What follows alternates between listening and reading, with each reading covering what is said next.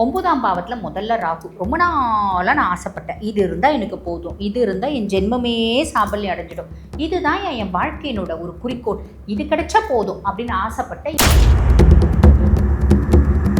இந்த மாதத்தில் நீங்கள் கவனமாக இருக்க வேண்டிய விஷயம் என்ன அப்படின்னா, நீங்கள் ஃபஸ்ட்டு ஒரு விஷயம் முடிவெடுத்துக்கணும். மற்றவங்களுடைய பேச்சை கேட்டு கேட்டு கேட்டு ஏமாந்து தோற்றதெல்லாம் போகும். நீங்கள் உங்களுடைய அறிவை உங்களுக்காக மட்டும் பயன்படுத்துங்க. குடும்பத்தில் சந்தோஷம் இருக்கும், நண்பர்கள் கிட்ட சந்தோஷம் இருக்கும், அவங்க வெளியில் பேசக்கூடிய இடத்துல சந்தோஷம் இருக்கும். ஆனால் சில நேரத்தில் ஏதாவது ஒரு இடையூறு வந்துட்டு போயிட்டு தான் இருக்கும். ஒரு விஷயம் நம்ம இங்கே யோசிக்கணும். ரொம்ப நாளாக ஆசைப்பட்ட ஒரு விஷயம் நம்ம கைக்கு வந்த உடனே அதை மிஸ்யூஸ் பண்ணுறது, கோபத்தினால அதை இழக்கிறது. ரொம்ப சிம்பிளாக சொல்லணும் அப்படின்னா, ஒரு வேலை, இந்த இடத்துல வேலை கிடைச்சா போதும் நான் தவம் இருந்தேன். பக்கத்தில் இருக்கவங்களும் சரி, கூட இருக்கவங்களும் சரி, அதே போல் உறவுகள், இவங்க யாரை ரொம்ப நேசித்தாங்களோ அத்தனை பேரும் இவங்களால முடியாதுன்னு சொன்னாங்களோ அழுத்தம்ன்றது இருக்கும். எங்கன்னா வேலையில் கண்டிப்பாக ஒரு அழுத்தம் இருக்கும் அவங்களுக்கு. அவங்க லவ் பண்ணுறாங்க பார்த்தீங்களா, அந்த பெண்ணிடம் கண்டிப்பாக ஒரு அழுத்தம் கண்டிப்பாக வரும். இவங்க ஏதாவது சின்ன ஒரு பிரச்சனை, கருத்து வேறுபாடு கண்டிப்பாக வந்து போயிட்டு தான் இருக்கும். அதெல்லாம் இவங்க சமாளித்து வரணும். ரிஃப்ளெக்ட் ஆன்மீக நேயர்களுக்கு வணக்கம். நான் உங்கள் ரக்ஷயா பார்த்தி. 2026 மார்ச் மாத ராசி பலன்கள் ஒவ்வொரு ராசிக்காரர்களுக்கும் இந்த மாதம் எப்படி அமைஞ்சிருக்கு அப்படிங்கிறத பற்றி நம்மகிட்ட பகிர்ந்துக்கிறதுக்காக 3 ஜோதிடர்கள் இணைஞ்சிருக்காங்க. அந்த வகையில் டாக்டர் தீபா அருளாளன் அவர்கள், டிஜே சுந்தரபாண்டியன் அவர்கள், முருகன் அடிமை ஜோதிட கஜலட்சுமி அவர்கள். 2026 மார்ச் மாதத்தில் மிதுனம் ராசி, அதாச்சும் ஆல்ரெடி பல கஷ்டங்களில் இருக்கக்கூடிய மிதுன ராசி நேயர்களுக்கு இந்த மாதத்தில் எப்படி அமையும் அப்படிங்கிறத மேம் நீங்கள் சொல்ல ஆரம்பிங்க. ஷோர்மா. பொதுவாக பாருங்கள், இந்த மிதுனத்துக்கு பாக்கியஸ்தானத்தில் 4 கிரக சேர்க்கை, அதாவது பாக்கியஸ்தானம் அப்படின்வாங்க, அதிர்ஷ்டஸ்தானம் அப்படிம்பாங்க. 9ஆம் பாவம். 9ஆம் பாவத்தில் முதல்ல ராகு. ரொம்ப நாளாக நான் ஆசைப்பட்டேன், இது இருந்தால் எனக்கு போதும், இது இருந்தால் என் ஜென்மமே சாபல்யம் அடைஞ்சிடும், இதுதான் என் வாழ்க்கையினோட ஒரு குறிக்கோள், இது கிடைச்சா போதும் அப்படின்னு ஆசைப்பட்ட ஏதோ ஒரு விஷயம் நடக்கும் அப்படின்னா, அது பார்த்திங்கன்னா பெரிய வீடாக இருக்கலாம், இல்லை ஒரு பொம்பளை பிள்ளையாக இருக்கலாம், இல்லை ஒரு பையனாக இருக்கலாம், இல்லைனா பாருங்கள், நான் ரொம்ப நாள் ஆசைப்பட்ட ஒரு இடத்துல ஒரு உத்தியோகமாக இருக்கலாம், இல்லை ஒரு படிப்பாக இருக்கலாம், இல்லை வெளிநாட்டில் போயிட்டு படிக்கக்கூடிய படிப்பு, இல்லை வெளிநாட்டில் வேலை, இப்படி எது வேணா இருக்கலாமா. இது ஒரு ஃபஸ்ட்டு ப்ளஸ்லாம். அதுக்கப்புறம் அங்கே சூரியன் இருக்கார். சூரியன் இருக்கிறதுனால அப்பானோட ஃபுல் ஃப்ளெட் சப்போர்ட் வரும். நான் வெளிநாடு போகிறதுக்கான ஒரு ஆப்பர்ச்சுனிட்டி, ஒரு சப்போர்ட் எல்லாமே பாருங்கள் அப்பாவே கொடுப்பாரு, அப்பாவே ஃபுல் ஃப்ளெட் சப்போர்ட்டாக இருப்பார் அப்படின்னு சொல்லலாம். அதே மாதிரி ஹையர் எஜுகேஷன் நான் வெளிநாடு போய் பண்ணுறதுக்கான பிராப்தம், அம்மா வேண்டாம்பாங்க, அப்பா ஓகேன்னுவார். நான் வெளிநாட்டில் போய் வேலை செய்யறதுக்கு வீசாவுக்கு பெரிய அளவில் பார்த்திங்கன்னா ஹெல்ப் பண்ணது எங்கள் அப்பா, எங்கள் மாமனார் அப்படின்னு சொல்லலாம். அந்த மாதிரி ஒரு அமைப்பு. அஃபிஷியலி நான் போகிறேன் அப்படின்னா என்னோடய ஹையர் அஃபிஷியல் ரொம்ப சப்போர்ட்டிவாக இருந்தாங்க நான் ஃபாரின் போகிறதுக்கு அப்படின்னு சொல்லலாம். அதுக்கப்புறம் பாருங்கள், செவ்வாய் இருக்கா 9ஆம் பாவத்தில். பாக்கியஸ்தானத்தில் செவ்வாய், வீடு வாசல் ஏதோ ஒன்று ரெஜிஸ்ட்ரேஷன், ஒரு 2 வீலர் 4 வீலர் ரெஜிஸ்ட்ரேஷன் பண்ணுறதுக்கான பிராப்தம் உண்டு. ஆனால் என்ன அப்படின்னா, ஒரு விஷயம் நம்ம இங்கே யோசிக்கணும். ரொம்ப நாளாக ஆசைப்பட்ட ஒரு விஷயம் நம்ம கைக்கு வந்த உடனே அதை மிஸ்யூஸ் பண்ணுறது, கோபத்தினால அதை இழக்கிறது, அந்த மாதிரி ஒரு ஆப்பர்ச்சுனிட்டியும் 10% உண்டு.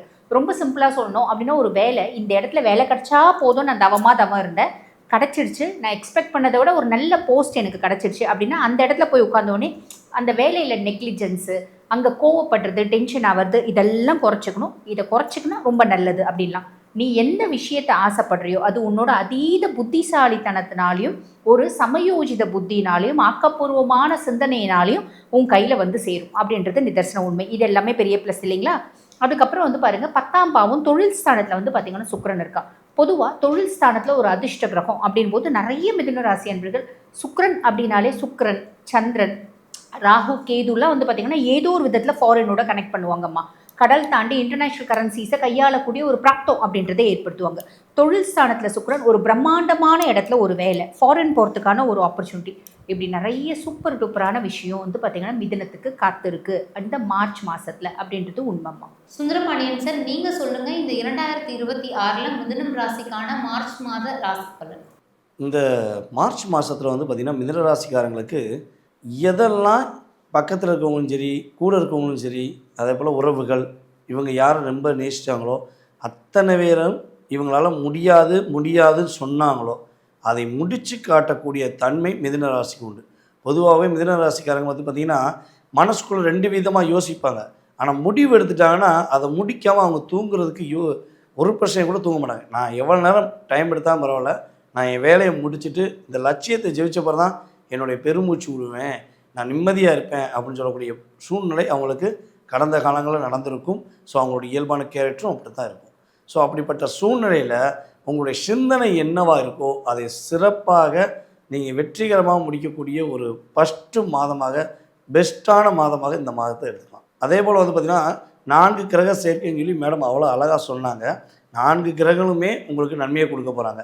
இதை தாண்டி ஒரு கிரகம், அதாவது உங்களுடைய ராசிக்கு 5ஆம் இடத்ததிபதி மற்றும் 12ஆம் இடத்ததிபதியான சுக்கிரன் உங்களுடைய ராசிக்கு இப்போ வந்து கரெக்டாக வந்து அமர்றது வந்து 10ஆம் இடத்துல அமர்கிறார். கோச்சார சுக்கிரன் உங்களுடைய ஜனனகால ஜாதகத்தில், அதாவது உங்களுடைய சுய ஜாதகத்தில் சனி பகவான் 2ஆம் இடத்தில், அதாவது உங்கள் ராசிக்கு 2ஆம் இடமான கடகராசியில் அல்லது விருச்சக ராசியில் அல்லது மீனத்தில், இந்த 3 இடத்துல சனி பகவான் மட்டும் இருக்காருன்னு நினச்சிக்கோங்களேன்.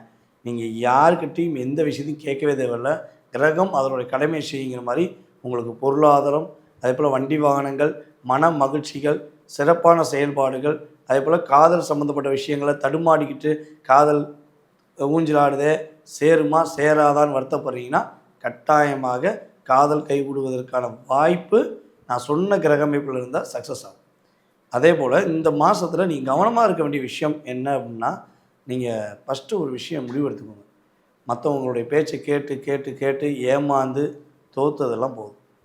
நீங்கள் உங்களுடைய அறிவை உங்களுக்காக மட்டும் பயன்படுத்துங்க. இப்போ வரையும் உங்கள் அறிவை மற்றவங்களுக்கு கொடுத்து கொடுத்து நீங்கள் பவர் கம்மி பண்ணிக்கிறீங்க. ஸோ ஃபுல் எனர்ஜி உங்களுக்காகவும் உங்கள் ஃபேமிலிக்காகவும் பயன்படுத்திட்டு மற்றவங்க பேச்சை எக்காரணத்தை ஒன்று கேட்காதீங்க, செவி சாய்க்காதீங்க. அதே போல் கம்யூனிகேஷன் விஷயத்தில் ரொம்ப ரொம்ப கவனமாக இருங்க. ஒரு வார்த்தையை விடும்பொழுது சரியா தவறா, இதை பேசலாமா வேண்டாமா, இதை வந்து ஃபோன் மூலமாக தொடர்பு கொள்ளலாமா வேண்டாமா அப்படிங்கிற விஷயத்தில் கவனமாக இருந்தீங்கன்னா இந்த மாதத்தில் சிரமமே இல்லாமல் சிறப்படையலாம். மிதுன ராசிக்கு மார்ச் மாதம் கொஞ்சம் சிறப்பாகவே அமையும் அப்படிங்கிற வகையில் 2 பேருமே சொல்லியிருந்தீங்க. மேம், நீங்கள் சொல்லுங்கள், உங்களுடைய பார்வையில் 2026 மிதுனம் ராசிக்கான ராசி பலன் எப்படி அமைஞ்சிருக்கு? மிதுன ராசி நேயர்களுக்கு மார்ச் மாதம் எப்படி இருக்குன்னு பார்த்தீங்கன்னா நல்லாவே இருக்கும். குடும்பத்தில் சந்தோஷம் இருக்கும், நண்பர்கள்கிட்ட சந்தோஷம் இருக்கும், அவங்க வெளியில் பேசக்கூடிய இடத்துல சந்தோஷம் இருக்கும். ஆனால் சில நேரத்தில் ஏதாவது ஒரு இடையூறு வந்துட்டு போயிட்டு தான் இருக்கும். அதாவது இவங்க செலவு பண்ணி அவங்க என்ஜாய் பண்ணுற மாதிரி இருக்கும். அந்த மாதிரி ஒரு நிறைய செலவு பண்ணி அவங்களோட சந்தோஷத்தை வாங்கக்கூடிய ஒரு தன்மையில் இருக்க மாதிரி இருக்கும் மிதுன ராசிக்காரங்க. அதில் வந்து இவங்களுக்கு நிறைய இந்த விரயம்ன்றது வந்து இருக்கும். சுப விரயம், அவங்க எதுக்கு விரயம் பண்ணுறோன்றதை தெரியாமையே ஒரு விரயம் பண்ணிகிட்டு இருக்க மாதிரி இருக்கும். பண இருப்பு இருந்தாலும் ஆனாலும் விரயம் ஒரு பாட்டு போயிட்டே இருக்கும். யாருக்கெல்லாம் பேங்க்கில் பேலன்ஸ் வந்து 0ல் இருந்துச்சோ இந்த மாதம் ஓரளவுக்கு பேங்க்கில் பேலன்ஸ் இருக்கக்கூடிய தன்மையாகவும் அமையுது. அதே மாதிரி அழுத்தம்ன்றது இருக்கும். எங்கன்னா வேலையில் கண்டிப்பாக ஒரு அழுத்தம் இருக்கும் அவங்களுக்கு. அவங்க லவ் பண்ணுறாங்க பார்த்தீங்களா, அந்த பெண்ணிடம் கண்டிப்பாக ஒரு அழுத்தம் கண்டிப்பாக வரும். இவங்க ஏதாவது சின்ன ஒரு பிரச்சனை, கருத்து வேறுபாடு கண்டிப்பாக வந்து போயிட்டு தான் இருக்கும். அதெல்லாம் இவங்க சமாளித்து வரணும், சமாளித்து வந்துடுவாங்க. எவ்வளோ பிரச்சனையெல்லாம் பார்த்துட்டாங்க மிதுன ராசிக்காரங்க. மிதுன ராசி பொறுத்த வரைக்கும் அவங்க அந்த இடத்த ஒரு கஷ்டகாலம் இருக்குது அப்படின்னா அந்த இடத்த ஈஸியாக கடந்து போகக்கூடிய தன்மை அவங்களுக்கு எப்பயுமே இருக்கும் மிதுன ராசியை பொறுத்த வரைக்கும். மிதுன ராசி இடத்துக்கு ஏற்ற மாதிரி அவங்க வேலையை சாதிச்சுட்டு போயிட்டே இருப்பாங்க. 2வது அவங்களுக்கு தெரியும் யார்கிட்ட போய் என்ன பேசினா என்ன பண்ணால் என்ன கிடைக்கும்ன்ட்டு. அந்த மாதிரி தன்மை உள்ளவங்க யாருன்னா இந்த மிதுன ராசிக்காரங்க. மிதுன ராசிக்காரங்க ரொம்ப வருடம் கல்யாணம் ஆகாமல் கல்யாணத்துக்கு வரன் பார்த்துட்டு இருந்திருப்பாங்க பார்த்தீங்களா. இப்போ பார்த்தீங்கன்னா ஏதாவது பொண்ணோ இல்லை பையனோ கண்டிப்பாக கிடைக்கும். அது மேட்சிங் ஆகிறதுக்கான வாய்ப்பும் அதிகமாக இருக்கும். அதெல்லாம் நீங்கள் இந்த காலகட்டத்தில் பயன்படுத்திக்கலாம். மிதுன ராசிக்காரங்க பொறுமையும் தேவை, நிதானமும் தேவை. கண்டிப்பாக நீங்கள் எதிர்பார்த்தது அனைத்துமே நடக்கும் இந்த மாதம். மிதுனம் ராசிக்கு இந்த மார்ச் மாதம் எப்படி அமைஞ்சிருக்கு அப்படிங்கிறத பற்றி ரொம்ப தெளிவாக எங்களுக்காக பகிர்ந்துக்கிட்டீங்க. ரொம்ப நன்றி.